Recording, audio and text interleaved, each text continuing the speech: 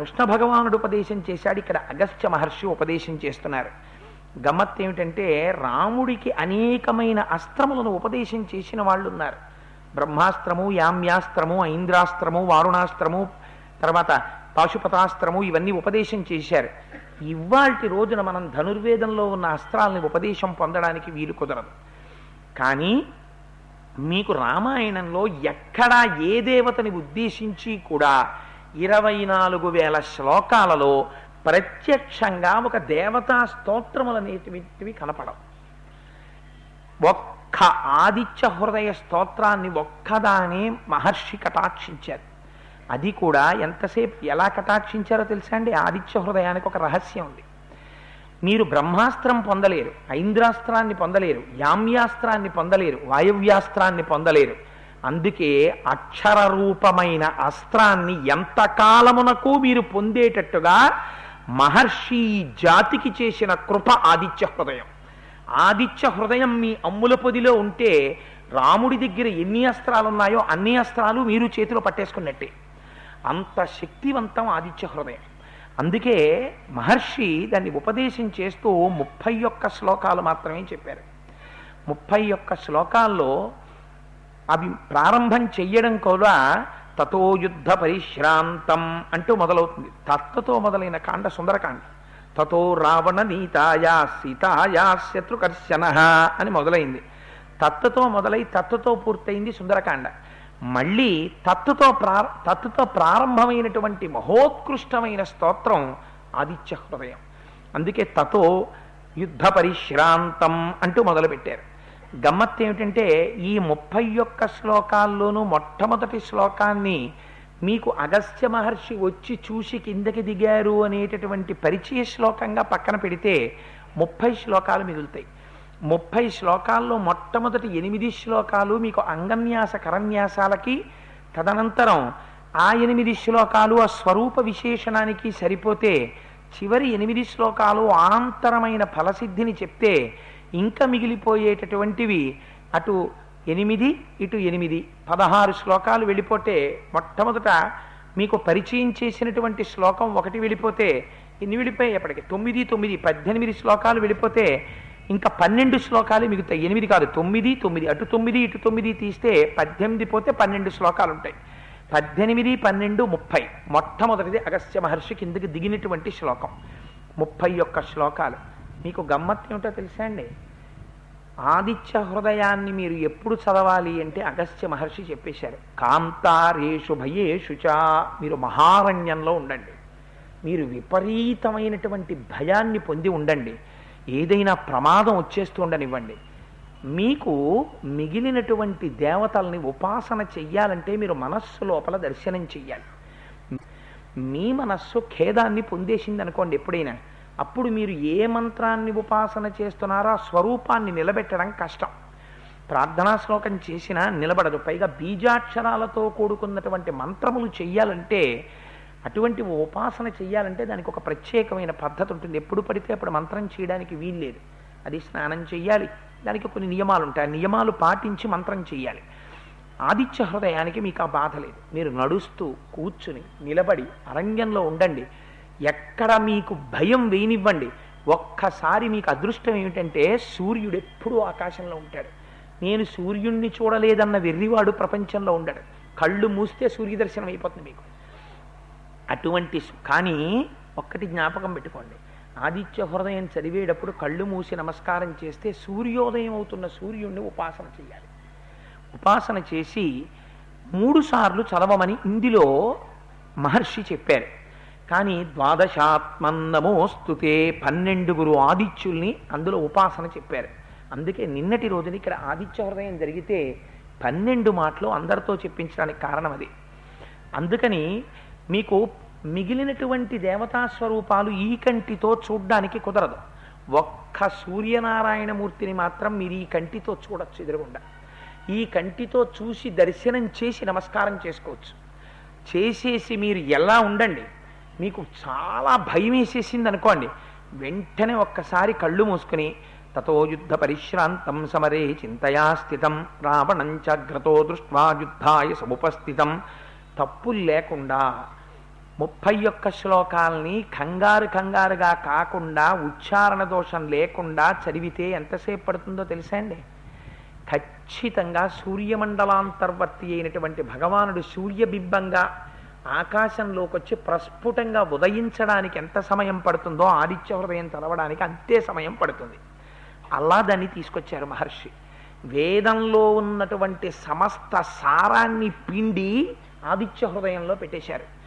అందులో మొట్టమొదటి భాగంలో ఏం చేస్తారంటే స్వామిని స్తుతి చేస్తారు. స్తుతి అంటే నువ్వు అంతటి వాడివి, నువ్వు ఇంతటి వాడివి అని చెప్తారు.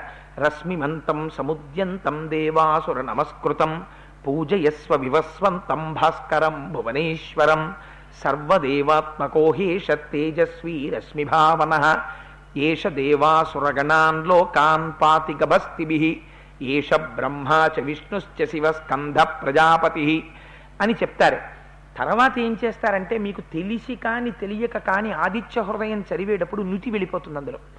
అంటే మీకు రుద్ర ప్రశ్నలో రుద్రాధ్యాయము ఉంది. అందులో నమస్తే అస్తు భగవన్ విశ్వేశ్వరాయ మహాదేవాయ త్రయంబకాయ త్రిపురాంతకాయ త్రికాగ్నికాలాయ కాలాగ్నిరుద్రాయ నీలకంఠాయ మృత్యుంజయాయ సర్వేశ్వరాయ సదాశివాయ శ్రీమన్మహాదేవాయ నమః అని నమో హిరణ్యబాహవే సేనాన్యే దిశాంచ పతయే నమో నమో అని ఉభయతర నమస్కారాలతో నమకం ఎలా వెడుతుందో అలా మీకు నుతి వెళ్ళిపోతుంది. అందుకే నమ పూర్వాయ గిరయే పశ్చిమే గిరయే నమః జ్యోతిర్గణానాం పతయే దినాధిపతయే నమః జయాయ జయభద్రాయ హర్యశ్వాయ నమో నమః నమ ఉగ్రాయ వీరాయ సారంగాయ నమో నమః నమ పద్మ ప్రబోధాయ మార్తాండాయ నమో నమః బ్రహ్మేశానాచ్యుతేశాయ సూర్యాయాదిత్యవర్చసే భాస్వతే సర్వభక్షాయ రౌద్రాయ వపుషే నమః అని నమకంతో నుతి కింద పెడుతుంది.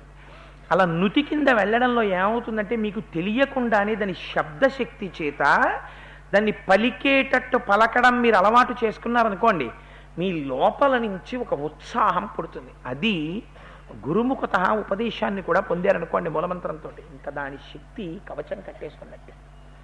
అందుకని మీరు కళ్ళు మూసుకుని సూర్యభగవానుడి యొక్క ఉదయం జరుగుతూ ఉంటే దాని ఎదురుగుండా కూర్చునో లేకపోతే పూజామందిరంలో కూర్చుని, అంటే అది ఉపాసనా రహస్యం, అది ఉపదేశంలో చెప్తారు. నమస్కారం చేస్తూ ఒక్కసారి నమ పూర్వాయ గిరయే పశ్చిమే గిరయే నమః జ్యోతిర్గణానాం పతయే దినాధిపతయే నమః జయాయ జయభద్రాయ హర్యశ్వాయ నమో నమః నమ ఉగ్రాయ వీరాయ సారంగాయ నమో నమః నమ పద్మ ప్రబోధాయ మార్తాండాయ నమో నమః అని మీరు చదువుతుంటే అందులో ఉండేటటువంటి కొన్ని నామముల చేత అనేక ఫలితాలు సిద్ధించేస్తాయి మీకు తెలియకుండా. భాస్కర అని ఒక నామం వస్తుంది అందులో. ఆరోగ్యం భాస్కరాది చేత్, మీ శరీరారోగ్యం ఆ భాస్కరుడి చేతిలో ఉంటుంది. ఆ భాస్కర అన్నదాన్ని ఎక్కడ పెట్టాలో అక్కడ పెట్టేశారు. మహర్షి తీసుకెళ్ళి బిగించేశారు. మీరేం చెయ్యక్కర్లేదు. ఒక అస్త్రం మీద బ్రహ్మాస్త్రాన్ని అభిమంత్రించే ముందు బ్రహ్మాస్త్ర మంత్రాన్ని ఎలా పెడతారో అలా తీసుకొచ్చి కూర్చేశారు.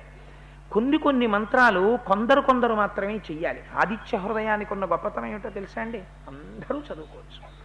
అంత సాత్వికం చేసేశారు మహర్షి. దాన్ని చేసేసి ఈ జాతికి వాల్మీకి మహర్షి ఒక గొప్ప వరదానం చేసేశారు.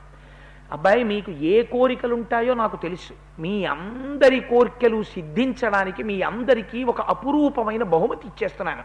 అందుకే అంత పరమపావనమైన ఆదిత్య హృదయం కాబట్టే నిన్న మహానుభావుడు గోపాలకృష్ణ గారు అంత శ్రమ తీసుకుని అంత కార్యక్రమం ఏర్పాటు చేసి అందరికీ తీర్థం అందాలి అని నిన్న అగ్నిహోత్రంలో హవిస్సులు ఇప్పించి ఆ తీర్థాన్ని అందరికీ అందించి పంపించారు.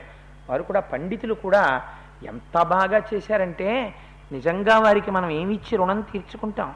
మనం తీర్థం తీసుకుంటూ ఉంటే, మనం ప్రసాదం తీసుకుంటూ ఉంటే నిజానికి పూర్ణాహుతి అయిపోయిన తర్వాత వాళ్ళు వెళ్ళిపోవచ్చు. వాళ్ళు ఏం చేశారో మీరు చూసారో, వాళ్ళు వెళ్ళలేదు.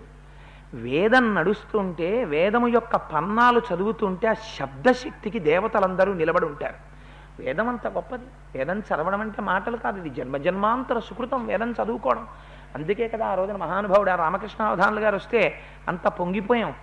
అందుచేత నిన్నటి రోజున వారు కూర్చుని ఆ వేదంలో పన్నాలు చదువుతూనే ఉన్నారు. మనందరం తీర్థప్రసాదాలు తీసుకుని వెళ్ళిపోయేటంత వరకు అందుకని ఆ ఆదిత్య హృదయం అంత శక్తివంతం.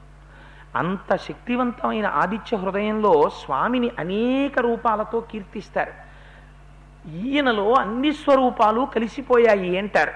అందుకే రశ్మిమంతం సముద్యంతం దేవాసుర నమస్కృతం పూజయస్వ వివస్వంతం భాస్కరం భువనేశ్వరం.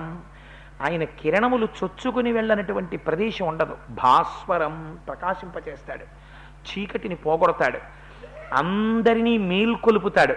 తూర్పు దిక్కున బయలుదేరుతాడు. తూర్పు దిక్కు పర్వతాన్ని గుర్తుగా కలిగినటువంటి వాడు పశ్చిమ పర్వతాన్ని గుర్తుగా కలిగి ఉంటాడు. ఆకాశమండలంలో తిరుగుతూ ఉంటాడు. ఋగ్యజుస్సామపారగ.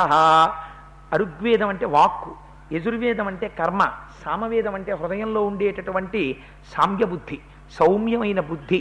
ఈ 3 వేదస్వరూపాలుగా లోపల ఉండేటటువంటి హృదయాన్ని ప్రశాంతంగా ఉంచుతాడు. తెల్లవారుజామున అందరూ నిద్రపోతున్నటువంటి సమయంలో నీటిలో నిలబడి తమ యొక్క కలువరేకులు ఇలా ముడుచుకున్నటువంటి కమలములకు తన లేత కిరణములతో చక్కలిగింతలు పెట్టి ఆ కమలములు విచ్చుకునేటట్టుగా చేస్తాడు. ఆ మహానుభావుడే ఘన వృష్టిరపాం మిత్రో వింధ్యవీధి ప్లవంగమ. అటు నుంచి ఇటు దాటుతూ సముద్రంలో ఉండేటటువంటి ఉప్పు నీటిని తన కిరణముల చేత తాగుతాడు.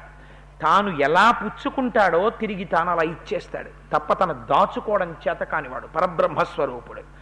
ఉప్పు నీటిని తాను పుచ్చుకొని తీయటి నీటిగా మార్చి మేఘం చేస్తాడు. అయ్యయ్యో పిల్లలందరూ దాహంతో ఉన్నారని మేఘాన్ని పంపించి ఘన వృష్టిరపాం మిత్రో నీటికి స్నేహితుడై ఉంటాడు.